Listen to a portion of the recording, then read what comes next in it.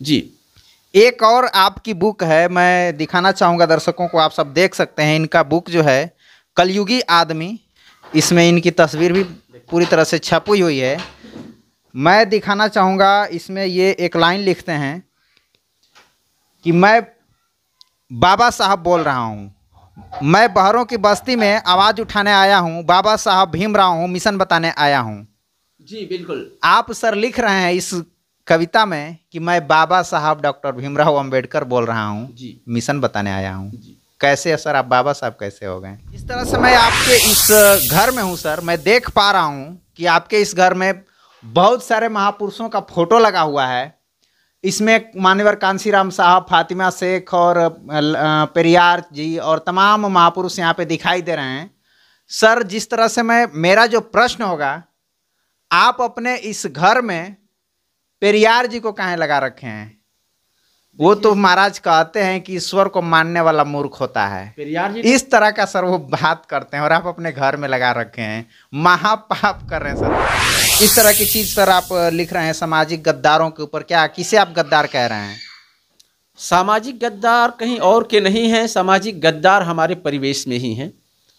परिवेश में मैं क्या समझूं सर, अपने आसपास पड़ोस के लोग? जी, जहाँ जहाँ आप जाएंगे वहाँ वहाँ आपके सामाजिक गद्दार। आपके तीनों बुकों को देखा सर, आप तीनों बुकों में बहुजन समाज या अम्बेडकरिज्म से, बुद्धिस्ट से रिलेटेड तमाम चीज़ों को आपने तीनों पुस्तकों में भर रखा है। इसमें एक शब्द हमको दिखाई नहीं दिया, जो शब्द है दलित। दलित शब्द इन तीनों बुकों में कहीं हमको नजर नहीं आया। नमस्कार, मैं ऋतिक रोशन स्वागत करता हूं आप सबका अपने चैनल प्रज्ञा टाइम्स में। आज मैं गाजीपुर के एक गांव फुफुआओं में हूं और मेरे साथ एक बहुत ही बेहतरीन लेखक, यूं कहें तो कवि भी हैं। इनका नाम सुरेश सौरभ गाजीपुरी है।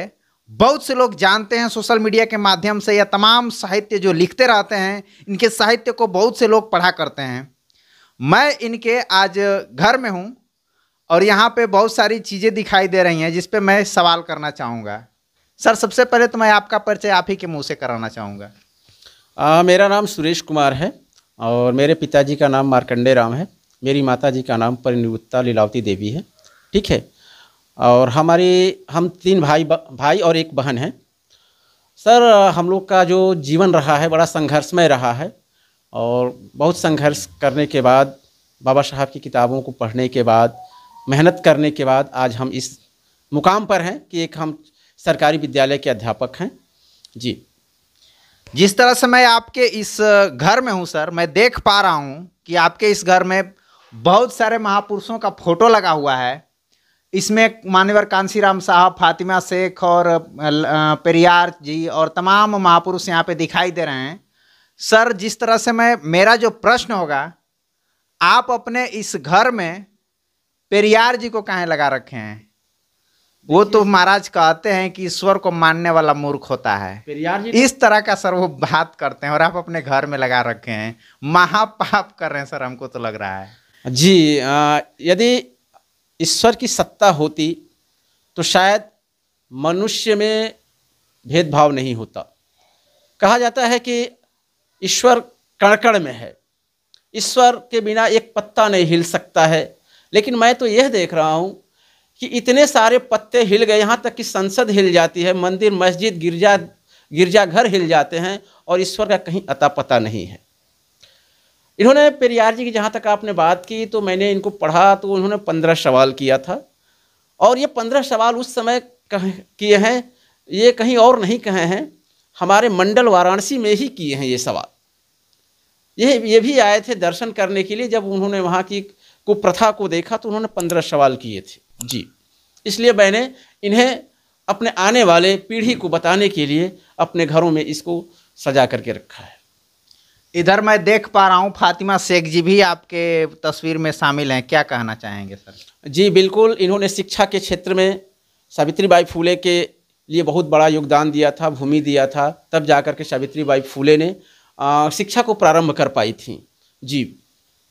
जो बहुजन महापुरुषों का तस्वीर लगा रखते हैं, उनमें से बहुत सारी तस्वीरें आपके इन तस्वीरों में नज़र नहीं आ रही हैं। जैसे सम्राट अशोक जी नहीं नज़र आ रहे हैं, उनसे दिक्कत है क्या सर आपको? क्यों नहीं लगाए हैं? जी देखिए, महापुरुषों से कोई दिक्कत नहीं है। कुछ तो जगह का अभाव कह लें। जी। और अभी हम सम्राट अशोक महान जी को केवल थोड़ा सा पढ़ पाए हैं, लेकिन मुझे उम्मीद है कि जिस दिन मैं उनको कंप्लीट पढ़ूंगा, उनको भी अपने घर में सजाऊंगा। वैसे तो मेरे दिल में हमेशा के लिए हैं, क्योंकि शायद सम्राट अशोक महान भी एक ऐसे कार्य किए हैं जो आज भारत बौद्ध की श्रेणी में आता है। जी। एक दो और मैं चीज़ें बताना चाहूँगा आप सबको। मैं पहले ही बताया कि यह एक लेखक हैं, अर्थात बहुत सारी किताबों को ये लिखे हैं। उन किताबों में बहुत सारी कविताओं को लिखे हैं। इनकी जो लिखी कविताएं हैं मैं दिखाना चाहूँगा। ये इनकी एक बुक है, जिस बुक का नाम सुलगती संवेदनाएं हैं। डॉक्टर सुरेश सौरभ गाजीपुरी जी इस पे लिखा हुआ है, आप देख सकते हैं। इनकी खुद की ये रचना है। और यहाँ पे मैं इस बुक से भी कुछ प्रश्न लेना चाहूँगा, क्योंकि मुझे इस बुक में भी कुछ दिक्कत समझ में आ रहा है। अब उस दिक्कत का जवाब तो सर ही देंगे, क्योंकि राइटिंग तो यही किए हैं। सर इस बुक में मैं बताना चाहूँगा, सर इसमें आप अपनी कविता लिखे हैं, आने लगे हैं। मैं जब इस कविता को रीड किया तो मुझे ऐसा लगा कि अब पूरी की पूरी राजनीति पे लिखी हुई आपकी कविता है। और इसमें आप लिखते हैं कि निर्धन की बस्तियों में अब वे आने लगे हैं, लगता है चुनाव बरगलाने लगे हैं। इसका अर्थ क्या होगा सर?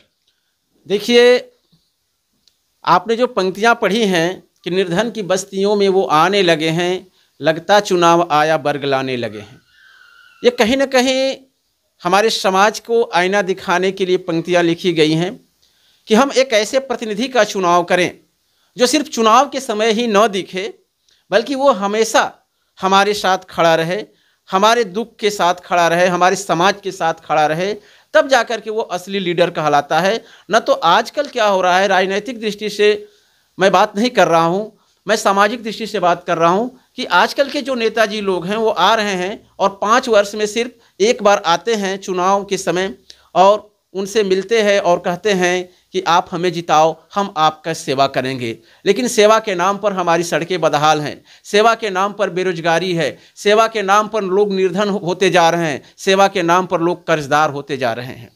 तो सर हम क्या लिखें? न लिखें कि निर्धन की बस्तियों में वे आने लगे हैं, तो और क्या लिखें? लोगों को सर बरगलाने लगे हैं, इस तरह की शब्द का इस्तेमाल किया। बरगलाने लगे हैं मतलब कि हम आपकी सेवा करेंगे, 5 साल तक आपकी सेवा करेंगे, जब तक मैं मंत्री बनकर रहूंगा मैं इस क्षेत्र का विकास करूंगा। और हम देखते हैं कि वो 5 साल में कोई विकास नहीं करते हैं, तो ये बरगलाना ही हुआ सर, और क्या हुआ। अगला पंक्ति आप लिखते हैं सर कि जिनको नहीं सुभाते फटे कुर्ते वाले, अब पास जा गले वो लगाने लगे हैं। जी बिल्कुल। अभी कोई व्यक्ति बहुत गरीब हो, तंग हाल में हो, उनके पास भी अगर चुनाव आएगा तो नेताजी जाएंगे, कहेंगे चाचा जी मुझे वोट दीजिए, मैं आपकी गरीबी दूर कर दूंगा। हालांकि चाचा जी उनकी बात माने या न माने, लेकिन वोट देने जरूर जाते हैं, क्योंकि चुनाव मत देना हमारा संवैधानिक अधिकार है। और जब जीत जाते हैं नेताजी तो फिर दोबारा नज़र नहीं आते हैं, कहाँ गए चाचा जी और कहाँ गए नेताजी। जी, ये कविता तो काफ़ी लंबी है, अगर पूरी कविता पे मैं चर्चा करना चाहूँ तो काफ़ी समय लगेगा। अगली मैं कविता देखना चाहूँगा आपकी। आप एक लिखते हैं कि सामाजिक गद्दार, इसमें आप लिखे हैं कि गांव-गांव में जाकर देखा सामाजिक गद्दार, वहाँ बन बैठे हैं हमराज, गांव के लूट रहे हैं गद्दार वहाँ। इस तरह की चीज़ सर आप लिख रहे हैं सामाजिक गद्दारों के ऊपर, क्या किसे आप गद्दार कह रहे हैं? सामाजिक गद्दार कहीं और के नहीं हैं, सामाजिक गद्दार हमारे परिवेश में ही हैं। परिवेश में मैं क्या समझूं सर? अपने आसपास पड़ोस के लोग? जी, जहाँ जहाँ आप जाएंगे वहाँ वहाँ आपके सामाजिक गद्दार मिलेंगे। अच्छा, कि गांव गांव में जाकर देखा सामाजिक गद्दार वहाँ, अब बन बैठे हमराज, गांव में लूट रहे गद्दार वहाँ। अब हमराज का अर्थ तो यही होगा, हमारी लेखनी के माध्यम से हमराज का तात्पर्य यह है कि वही जो वे लोग हैं जो हमें भुनाने का काम करते हैं। जैसे चुनावी तिथियां जब आती हैं तो वे हमसे मिलते हैं, और मिलने के बाद क्या करते हैं, गांव के प्रधानी की चुनाव हो या मेंबरशिप की चुनाव हो या कोटे की चुनाव हो या किसी भी चीज़ का चुनाव हो, तो ये सामाजिक गद्दार आते हैं और कनफोड़वा बन करके हमको फोड़ने का प्रयास करते हैं। कहते हैं कि वो अच्छा नहीं है, ये अच्छा है, वो नहीं अच्छा है, ये अच्छा है। इस प्रकार से वो हमारे बीच भेदभाव पैदा करके और अपना उल्लू सीधा करते हैं। तो ये और क्या है, भाई भाइयों में अलगाव करने वाला क्या है, सामाजिक गद्दार ही तो है जी। एक और आपकी बुक है, मैं दिखाना चाहूँगा दर्शकों को, आप सब देख सकते हैं। इनका बुक जो है कलयुगी आदमी, इसे भी डॉक्टर बुद्धप्रिय सुरेश सौरभ गाजीपुरी जी ने ही लिखा है। इसमें इनकी तस्वीर भी पूरी तरह से छपी हुई है। मैं दिखाना चाहूँगा, इसमें ये एक लाइन लिखते हैं कि मैं बाबा साहब बोल रहा हूँ, मैं बहरों की बस्ती में आवाज़ उठाने आया हूँ, बाबा साहब भीमराव हूँ, मिशन बताने आया हूँ। जी बिल्कुल। आप सर लिख रहे हैं इस कविता में कि मैं बाबा साहब डॉक्टर भीमराव अंबेडकर बोल रहा हूँ जी, मिशन बताने आया हूँ जी। कैसे सर आप बाबा साहब कैसे हो गए? एक लेखक, एक कवि विचारशील प्राणी होता है, और मैं बहरों की बस्ती में आवाज़ उठाने आया हूँ, बाबा साहब भीमराव हूँ, मिशन बताने आया हूँ। मैं बाबा साहब के रूप में, एक प्रतिनिधित्व के रूप में मैं काम करते हुए अपनी लेखनी को मैं बाबा साहब बता रहा हूँ कि मेरी जो लेखनी है, जो मेरा शब्द है, जो मेरा कलेवर है, वो बाबा साहब हैं। और वो बताना चाह रहे हैं कि मैंने कितनी संघर्षों के बाद तुम्हें यह अधिकार दिया है, उन अधिकारों को आप अपने पास रखो, उन अधिकारों से उसका प्रतिफल लो, उन अधिकारों से तुम आगे बढ़ो। इसलिए मैंने लिखा इन पंक्तियों को जी। एक और सर आपकी बुक है, इस बुक का नाम स्वतंत्र लेखनी की ललकार सुनो। इसमें भी आप बहुत कुछ लिखे हैं। एक दो चीज़ों पे मैं प्रश्न करना चाहूँगा, जिसमें आप लिखते हैं कि संविधान पढ़ाना बाकी है। यह एक आपकी कविता है। इसमें आप लिखते हैं कि सबके उर के गुफे में संचार उगाना बाकी है, लोगों को भारत का संविधान पढ़ाना बाकी है, सत्य कसौटी कस करके जनता से पंगा ना लेना, सामाजिक विषमता को धोने का गंगा ना लेना। दीजिए सर, मैं इसको पढ़ देता हूँ जी, पढ़ के बताइए। इसको बताता हूँ कि सबके उर के गुफे में संचार उगाना बाकी है। उर मतलब हृदय, दिल, ठीक है। लोगों को भारत का संविधान पढ़ाना बाकी है। इसका तात्पर्य यह है सर कि जब बाबा साहब ने संविधान रचा और जब तक मान्यवर कांशीराम साहब का आगमन नहीं हुआ था, उस बीच संविधान का हमारे भारतीय समाज में जो 85% समाज है, उसके बीच यह संविधान बहुत कम लोगों तक पहुंच पाई थी।